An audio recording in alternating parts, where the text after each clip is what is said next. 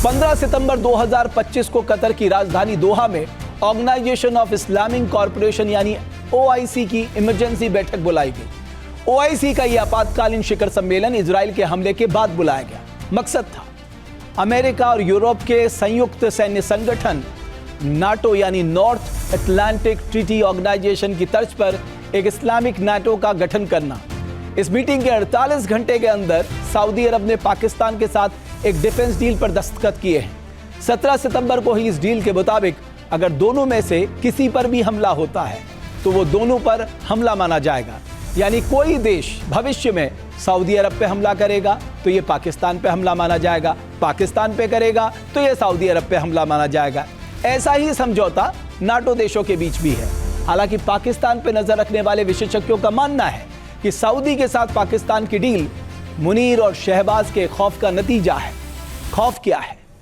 Operation सिंदूर 2 जैसे military पलटवार का, क्योंकि पाकिस्तान इस समय अपने वजूद में आने के बाद सबसे बड़े संकट से जूझ रहा है। पाकिस्तान के 2 सूबे बलूचिस्तान और खैबर पख्तूनख्वा में भड़की बगावत की आग बेकाबू होती जा रही है। वहीं पाकिस्तान में बढ़ती महंगाई ने अवाम की कमर तोड़ दी है। पाकिस्तान में आटे की कीमत अब जेब जलाने लगी है। आटे की कीमत सोच के आप हैरान रह जाएंगे। 200 रुपए प्रति किलो से ज्यादा पे पाकिस्तान में आटा मिल रहा है। पाकिस्तान में 20 सितंबर को नौजवान कौम यानी जेनजी ने मिशन नूर का कॉल किया है। आशंका है कि पाकिस्तान में हालात नेपाल से ज्यादा बिगड़ सकते हैं। वहीं जेल में बंद इमरान खान ने फील्ड मार्शल मुनीर को याहिया खान की याद दिलाते हुए पाकिस्तान के 2 टुकड़े होने की धमकी दे दी है। इन सब मुसीबतों पर तख्ता पलट का डर और भारत के पलटवार का खौफ मुनीर को परेशान कर रहा है, दहला रहा है, डरा रहा है। मुसीबतों का पंच प्रहार झेल रहा पाकिस्तान किस तरह टुकड़े टुकड़े होने की राह पर आगे बढ़ रहा है, इसी पर है हमारी ये खास रिपोर्ट।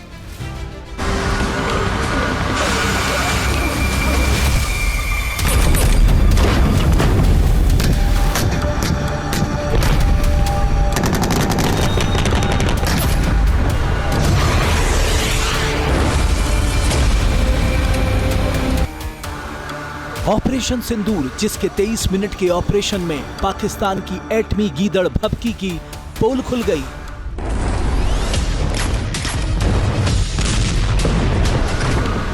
ऑपरेशन सिंदूर, पाकिस्तान के एटमी गुरूर को चकनाचूर करने वाला ऑपरेशन। कोई भी न्यूक्लियर ब्लैकमेल भारत नहीं सहेगा। हिंद के वीरों का ऐसा शौर्य जिसने पाकिस्तान के इस्लामिक बम को फुस पटाखा साबित कर दिया। 7 मई 2025 को ऑपरेशन सिंदूर की मार ने पाकिस्तान को घुटने पर ला दिया था। पाकिस्तान की पूरी आर्मी सरेंडर मोड में आ चुकी थी। पुनीर एंड कंपनी ने चीन से खैरात में मिले fighter jet, air defence system और तुर्की से मिले अटैक ड्रोन को मिट्टी में मिलते देखा था। पाकिस्तानी सेना भारतीय DGMO के सामने सीज फायर के लिए गिड़गिड़ाने लगी थी। ऑपरेशन सिंदूर ने जनरल मुनीर को डरा दिया था, खौफ से भर दिया था, क्योंकि भारत के इस शौर्य ने पाकिस्तान की एटमी हैकड़ी की हवा निकाल दी थी। एटम बम की गीदड़ भभकियों से भारत डरने वाला नहीं है। लेकिन वो पाकिस्तान ही क्या जो अपनी गलतियों से सीखे। पाकिस्तान के एटम बम की हैसियत कितनी है ये ऑपरेशन सिंदूर ने बता दिया।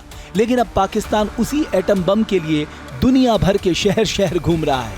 कभी शहबाज और मुनीर दोहा पहुंचकर इस्लामिक नाटो को अपने एटम बम की ताकत बता रहे हैं, तो कभी रियाद में सऊदी अरब के साथ डिफेंस डील कर अपनी एटमी ताकत की शान बघार रहे हैं। 17 सितंबर को सऊदी अरब की राजधानी रियाद में सऊदी अरब के क्राउन प्रिंस मोहम्मद बिन सलमान और पाकिस्तान के प्रधानमंत्री शहबाज शरीफ ने डिफेंस डील पर हस्ताक्षर किए हैं। इस डील के मुताबिक सऊदी अरब और पाकिस्तान पे हुआ हमला दोनों के खिलाफ आक्रमण माना जाएगा।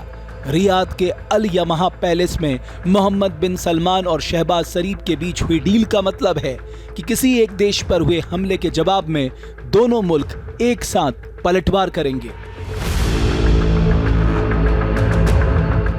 लेकिन रक्षा विशेषज्ञों का दावा है कि भारत से बुरी तरह पिटने के बाद पाकिस्तान हर उस देश की दहलीज पर जाकर गिड़गिड़ा रहा है जो भारत का घनिष्ठ सहयोगी और रणनीतिक साझेदार है।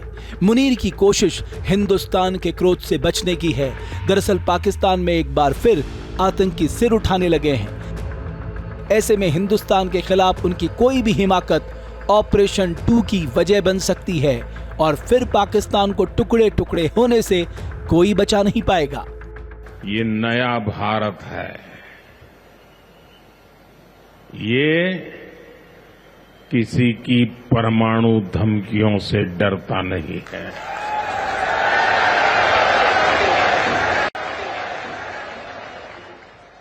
ये नया भारत है, घर में घुसकर मारता है। पाकिस्तान के अंदरूनी हालात बेहद खराब हो चुके हैं। बलूचिस्तान और खैबर पख्तूनख्वा में बागियों ने पाकिस्तानी आर्मी का हौसला तोड़कर रख दिया है। इन दोनों पाकिस्तानी सूबे के शहर बागियों के कब्जे में जा रहे हैं। एक तरफ बलूचिस्तान में बलोच बागी मुनीर की सेना के लिए टेंशन बने हुए हैं, वहीं दूसरी तरफ अफगानिस्तान से सटे खैबर पख्तूनख्वा में सरहद पर बड़ी हलचल ने पाकिस्तानी आर्मी चीफ को पसीने पसीने कर दिया है। पाकिस्तान खुफिया एजेंसी का दावा है कि अफगानिस्तान बॉर्डर से 250 आतंकी बाजौर में घुस गए हैं। तहरीके तालिबान के आतंकी बाजौर को कब्जे में लेने की कोशिश में हैं। टीटीपी की पहली कोशिश खैबर को कंट्रोल में लेने की है।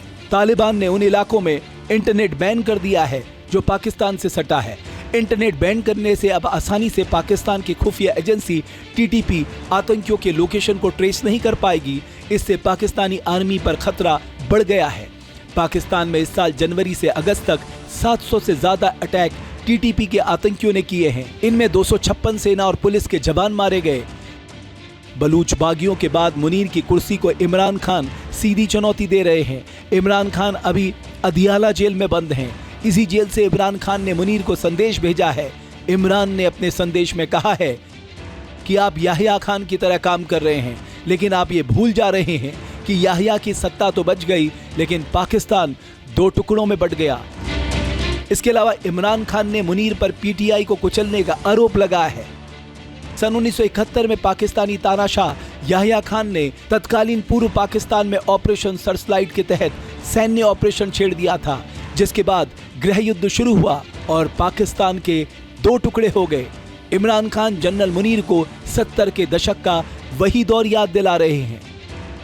मतलब पाकिस्तान फिर से टुकड़े टुकड़े होने की कगार में पहुंच चुका है।